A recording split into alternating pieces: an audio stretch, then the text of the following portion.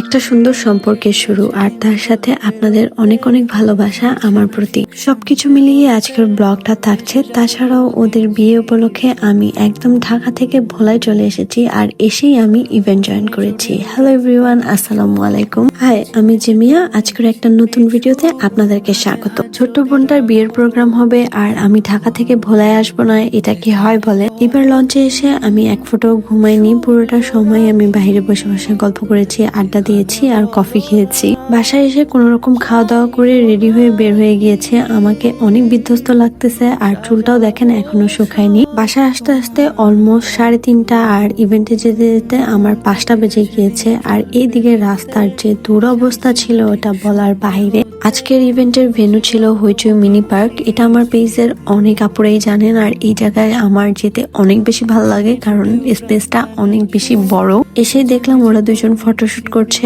আর মাশাল্লাহ বলবেন ওদের দুজনের জুটি কিন্তু অনেক বেশি সুন্দর লাগছিল। মাশাল্লাহ মাশাল্লাহ। এই ফাঁকে আমি নিজের ভিডিও নিচ্ছিলাম আর লামিয়াকে বলছিলাম এদিকে আয়, তোর সাথে একটা সেলফি তুলি।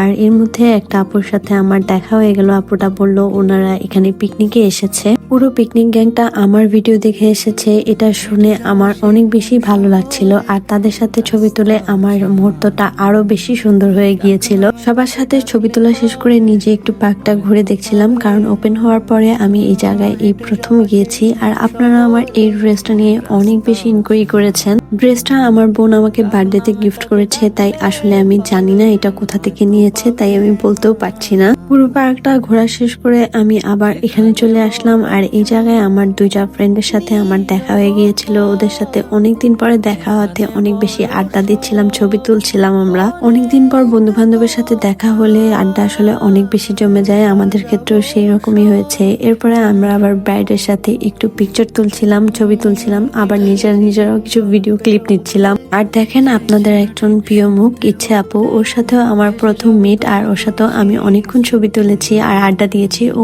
আসলে অনেক মিষ্টি একটা মেয়ে। এদিকে ব্রাইড অনেক সুন্দর করে ভিডিও করছিল, আর আমরা ডিনার করছিলাম। আমি ওদিন অনেক বেশি ক্লান্ত থাকায় বেশি একটা ভিডিও ক্লিপ নিতে পারিনি আপনাদের জন্য। ডিনার শেষ করে আমরা সবাই আশার বাসায় চলে এসেছি, আর এই জায়গায় ওরা হলুদের জন্য ডান্স প্র্যাকটিস করতেছিল, আর এটা আমি বসে বসে এনজয় করছিলাম। আজকে এই পর্যন্তই। Thanks for watching. To follow me more.